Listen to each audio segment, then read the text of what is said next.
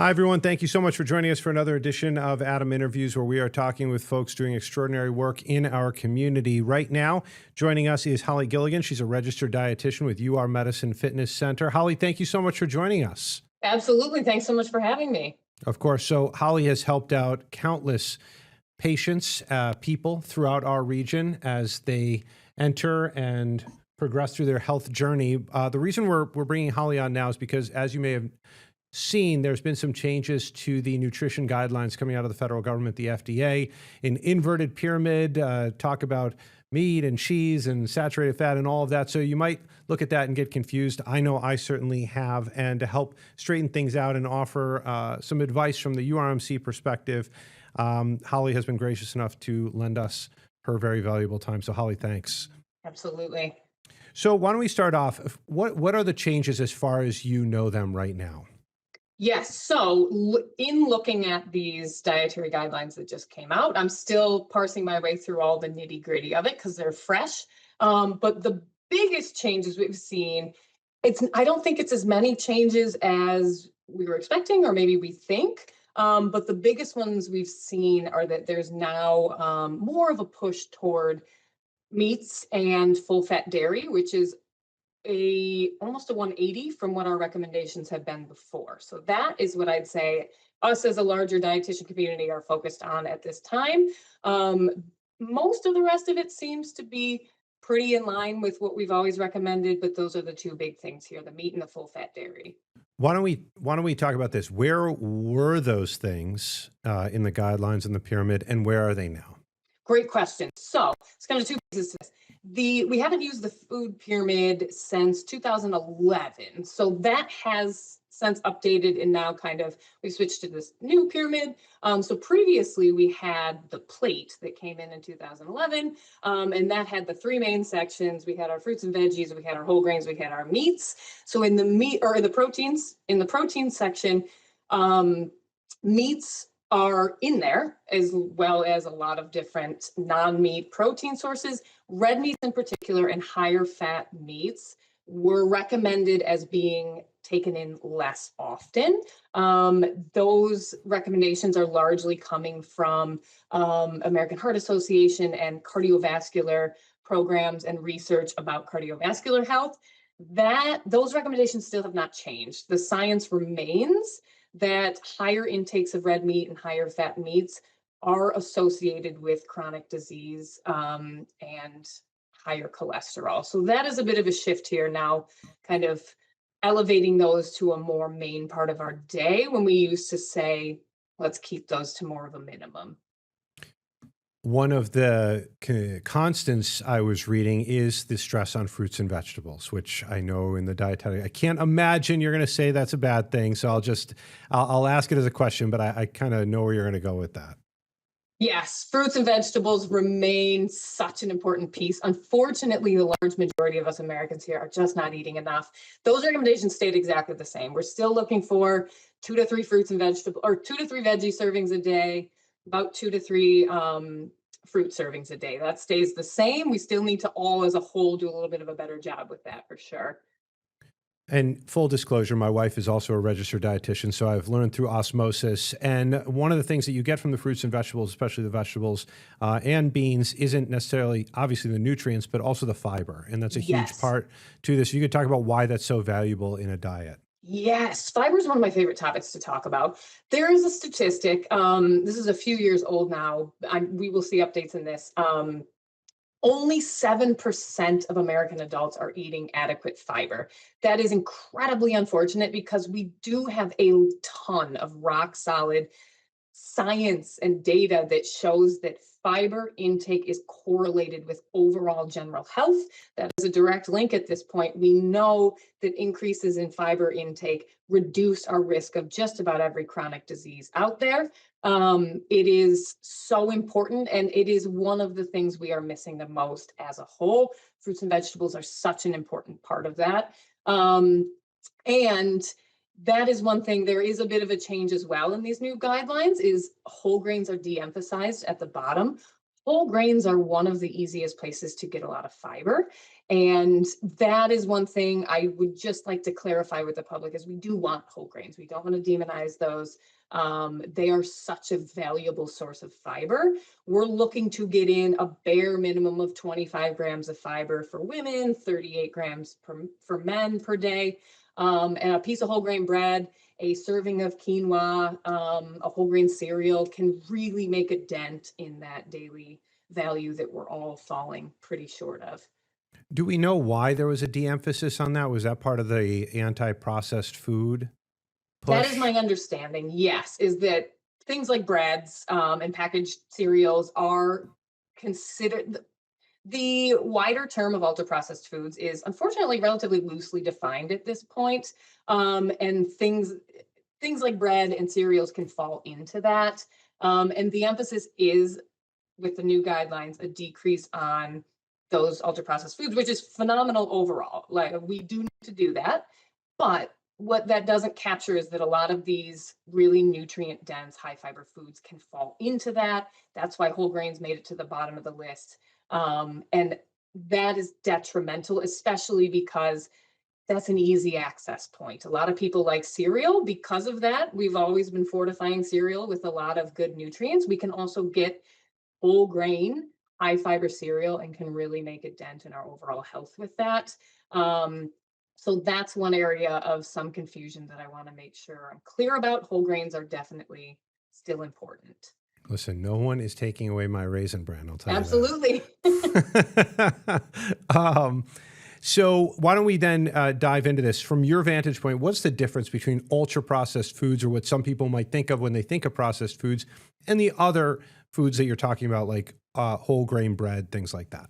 Yeah. So the ultra, there's kind of like a what's the word I'm looking for, stepwise here in terms of we have processed foods, we have whole foods, we have processed foods, we have ultra processed foods.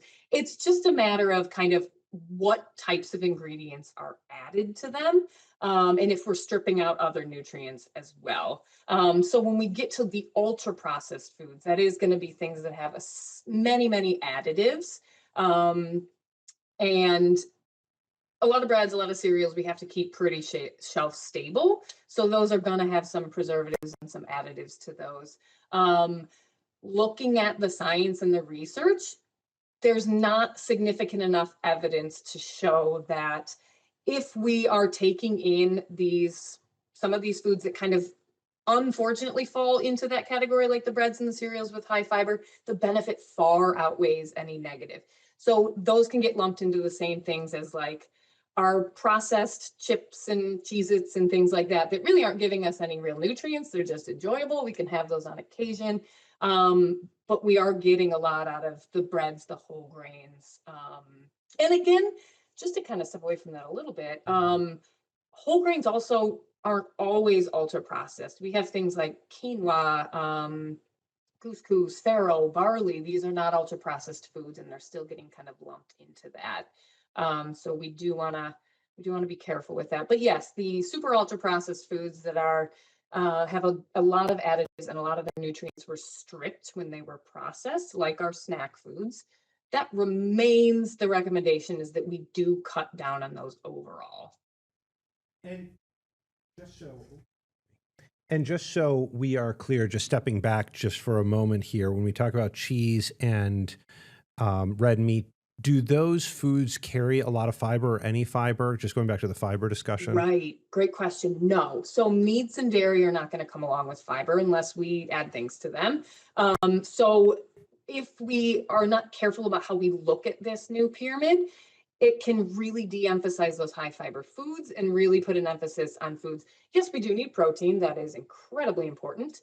But if we're emphasizing that too much and we are already in what I personally consider a fiber crisis in this country, we can really miss that boat because we're not going to get fiber from our usual dairy, our cheese, our meat.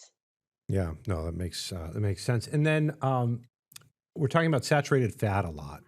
First of all, before we even talk about whether it's good or bad or how much, what is saturated fat? Great question. So saturated fat, there's kind of, we can categorize into either unsaturated or saturated fats. A rule of thumb If you have some saturated fat sitting out on the counter, it's going to be solid at room temperature. If you have unsaturated fat out on the counter, liquid at room temperature. An example, olive oil sits as a liquid, butter sits as a solid. So that's just kind of one way to tell what are we working with here. You see the hard marbled fat on meats, that's a saturated fat. Saturated fats are a type of fat that end up kind of adhering, sticking to our arteries. And we do need to limit that because that can build up over time and cause a lot of cardiovascular issues, whereas unsaturated fats are shown to have a lot of very important heart and brain health properties, and are in things like olive oil, olives, fish, nuts, and seeds. And then on the issue of sugar, I have not looked over the guidelines nearly as closely as you. At the same time, the FDA under RFK Jr. Appears to demonize might be a strong word, but certainly offer caution when it comes to sugar. And I've heard on the flip side where people say, obviously you have to be careful with it, but there needs to be a balance in the diet. Your thoughts on sugar and someone's diet? Yes, balance is absolutely that key word there. As a whole, if we just step back and look at the whole, absolutely, we need to be limiting. And if we look at kind of our average intake of added sugars, it's too much. And we do know that if we are taking in too much added sugar, that has detrimental effects on our health. So absolutely, I am pleased that we are emphasizing the decrease, though I have also noticed at the same time an actual demonization of sugar. And what it's leading to is some issues because we are kind of lumping that into, well, we know fruit has sugar, and now people are nervous to eat fruits. I work with a lot of athletes here at Fitness Science, and sugar is actually incredibly helpful for them right before a workout, right before a competition. It's energy. So we do need to look at where is the sugar coming from. If we are getting it from things like fruits, even juice here and there, not the end of the world. We can have that. The added sugars are in our favorite candies and things like that. Also, not something we need to completely avoid, but we do need to make that. I like to think about 80-20, 80% of your intake overall should be coming from sugars that are occurring in a complex form from our high fiber carbohydrates, our fruits, and then on occasion, our added sugars, mostly from beverages, from candy, from sweets, should be a treat on a treat basis in our day to day. So if it's a very small amount every other day, or you only have it on occasions, we do need to be careful with that balance. But you are allowed to have your favorite sweets, and it's not going to be the end of the world. It's all about the pattern. What are we doing overall? What are we doing more often?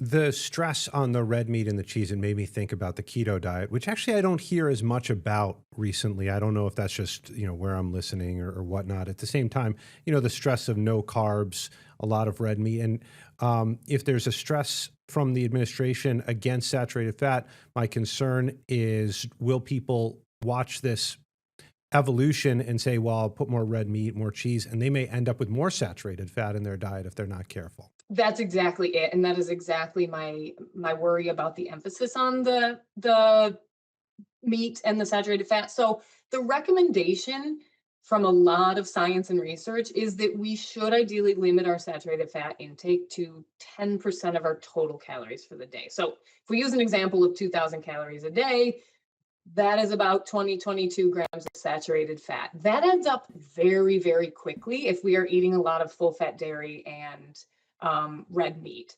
That actually, this is where the guidelines get a little confusing.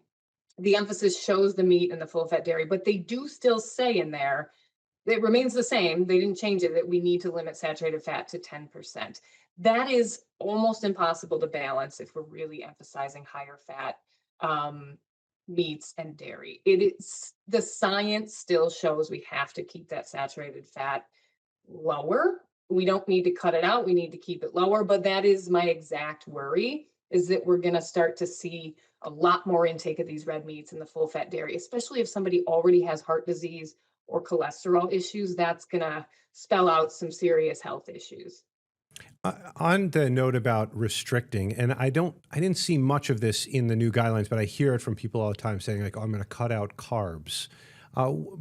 Again, there goes down to the science. I mean, is everything made of carbs? Like once the body breaks it down, I mean, where does that sit when it comes to the actual physiology of a human being and what they're taking in. Yes. So that is always and forever going to be something people jump to right away, is cutting carbs down. And then again, as you're mentioning, that leads to more meat, more saturated fat intake. So carbohydrates, they truly have been demonized for a very long time. And it's, as a dietitian, and especially somebody working with athletes, it's very painful to see. Carbohydrates are our main energy source. They are your carbs break down into glucose. That is your brain's main energy source. If you do any kind of exercise, that is what your muscles are using. Even if you're not exercising at this point, carbohydrates are energy, full stop. We need those. Cutting carbs down can be useful, but again, it has to be that balance. So we're finding our carbohydrates in grain foods, in starchy vegetables like corn, peas, potatoes. In dairy, we're finding carbohydrates in fruit, juices, things like that. That's a pretty wide spectrum. A lot of those foods have a lot of benefit and other nutrients. The carbs themselves are so useful to our day-to-day function. They also actually help spare our protein. So if we're trying to increase our protein intake, or we're trying to work out a lot more and support that, eating adequate carbohydrates actually allows your body to just then use your protein as it should be used. If we're cutting our carbs down, your body's going to start to just transition other nutrients into that energy source. And then we're kind of losing out on a little bit of that. So carbohydrates are important for so many reasons. We just want to be looking at, are we balancing it? Are we not eating too much? Is it not the only thing that we're eating? And that's where kind of snack foods can kind of take off and put us in a little bit of a bad spot there. But balance is everything. Yeah. We're going to zoom out a second here and talk to the individual who feels like they're inundated with the fads and the suggestions on TikTok and now these guidelines. Yes, What do you say?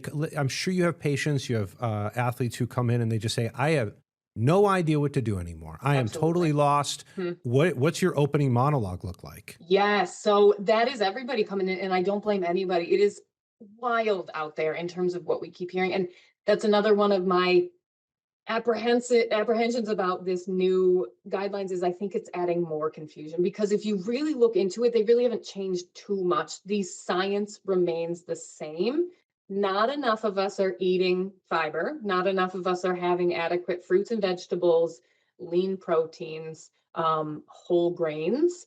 And that is really, nutrition guidelines change all the time. Information changes all the time. What does not change at this point is the science. We do have to limit ultra processed foods. We do have to limit sugar. It is all about a balance. Also, not one size fits all. I think that's important to remember as well. We have to just zoom out is something that I say constantly. We get a little bit too stressed about the little baby details. We got to zoom out and look at our overall diet. Are we eating balance? Do we have fruits and veggies every day? Are we including things like nuts, seeds, beans? Are we varying our intake? Are we not skipping meals? We need to start with the broader picture before we get so nitty gritty. And that's usually what most people need, is just like, okay, let's clear all this away. Let's zoom out, lay out your usual day to day. Where are we struggling? What are we missing? And just, if nothing else, focus on, I like to say three things: carbs, protein, and color at your meal. If you can get in a source of carbohydrates that are ideally whole grain, if you can get in some leaner protein and some color on your plate, some fruits and veggies, you are already off to a phenomenal start. And then start there. We can get more nitty gritty if we need to, but that is a really great place to start. I love that. I haven't heard that before. The carbs. What is it? Carbs, Carbs, protein, color. Keep it nice and color. simple. I like that. And also, I mean, let's just, I know we came from the holidays, but let's remember to enjoy food too. Yes. I feel like this is all the science and the do's and the don'ts. It's like I know I'm coming from a privileged place where I had a mom who cooked well and now a wife who cooks well. So, but at the same time, I feel bad for those who aren't enjoying food anymore. Yes, that is my foundational approach to everybody. And everybody has their own nutrition requirements, but the bare minimum is we should be able to enjoy our food. There is no reason not to enjoy food. And unfortunately, we are being so inundated that it is causing so much stress for people. And that's another thing science shows, is that no amount of good nutrition can undo the damage that chronic stress has. So if we are adding to that with stress about what we're supposed to be and not supposed to be eating every day, It's backfiring just from that aspect alone. Food can and should be enjoyed, and we can have a perfectly healthy diet while still enjoying our food. I always like to tell people I have an ultra processed sweet treat every single day. It is a very small amount of my overall diet, but I still include it because I like it. And there's absolutely nothing wrong with that. Yeah, and for most of us, including myself, if I don't give myself that, I will meet my need in some way later on in the Yes, day or the next day. a It hundred just, percent, 100%. That backfires. yeah, I mean, some people go, yours not strong enough. I'm like, so be it then. I don't Nope. know. Willpower is not real. It's never there for us when we actually need it. We got to rely on habits and making good choices for ourselves. Yeah, absolutely. So the pyramid, by the way, I want to talk about kids real quick because it does this apply to kids as well? Because, again, parents are sitting there going, okay, so should I focus on red meat and cheese for my kids? How much do they need? Um, Whole grains like cereal, which is huge for parents as they're trying to get their kid on the bus. Yes. Where's the transition line there? Yes. So the recommendations for the kids remains mostly the same. I did see the one biggest change is that they recommend absolute.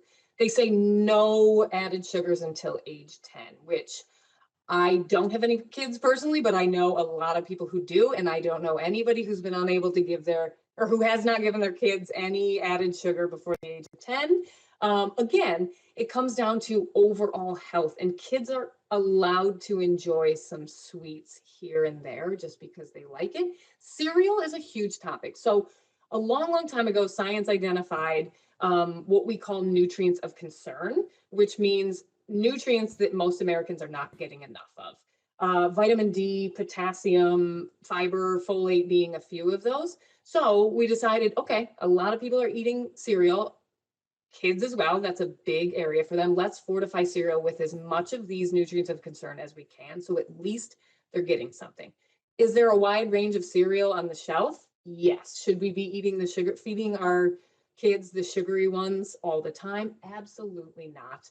But there are higher fiber fortified cereals that are perfectly fine for kids to be having, especially if they're in a rush and the option is don't eat breakfast or have a fortified cereal. Always a better choice to go with the fortified cereal. It does all come down to balance, and the same thing applies for the kids. We shouldn't be prioritizing full fat dairy and meat as the basis of their intake.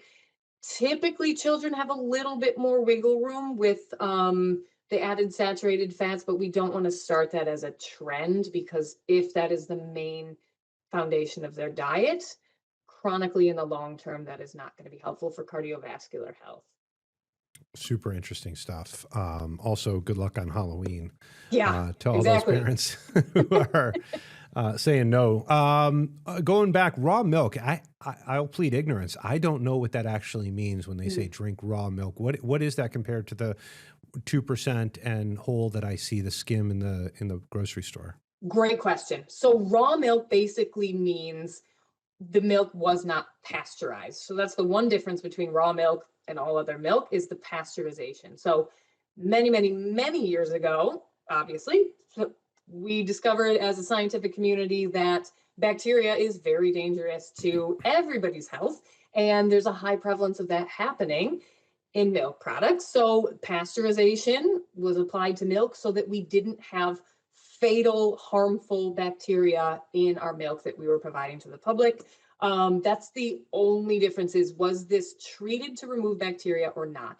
And there is no instance where drinking raw milk is a good idea. That is just there isn't nuance to this. That is dangerous. There's been many cases of people falling ill and unfortunately passing away from bacteria that was ingested through raw milk. Pasteurization is a necessary scientific endeavor.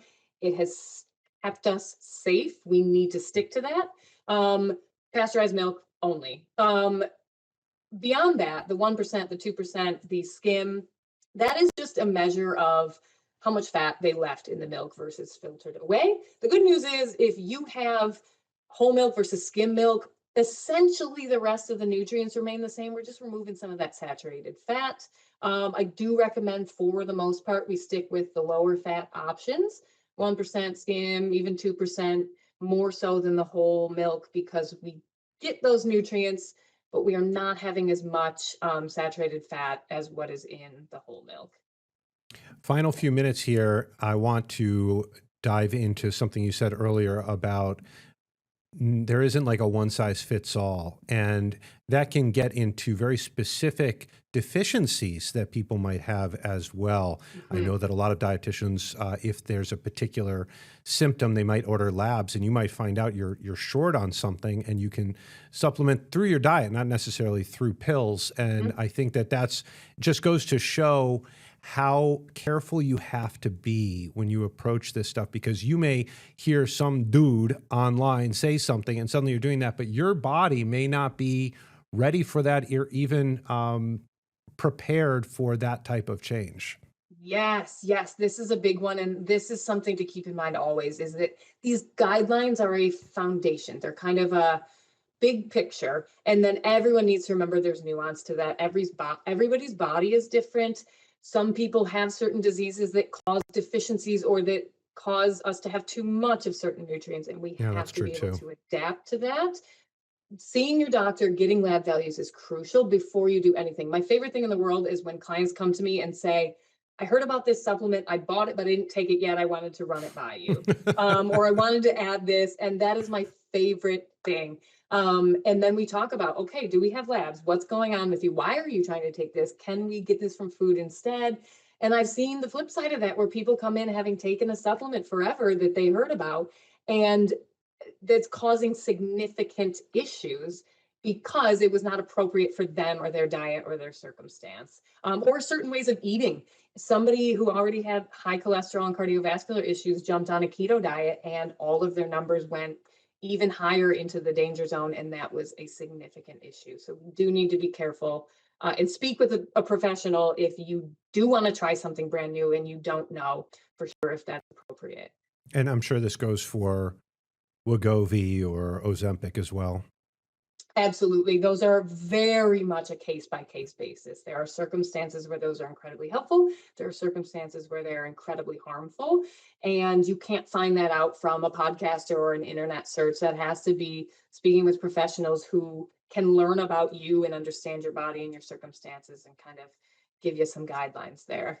And I will say that, Holly isn't alone over at URMC. There are several dietitians on hand, many dietitians on hand who can help you out. So, and we have 2 healthcare systems.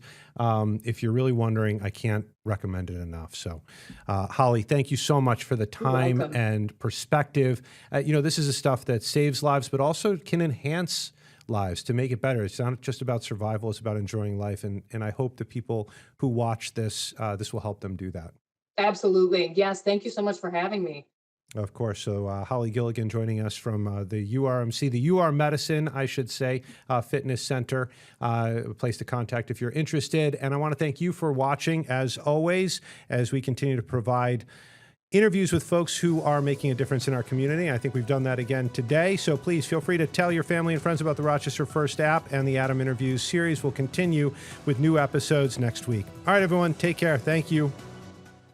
Get the Rochester First streaming app today for everything you love from News 8 On Demand, plus exclusive shows you won't see anywhere else. Search ROC and download for free on Roku, Amazon Fire, and Apple TV.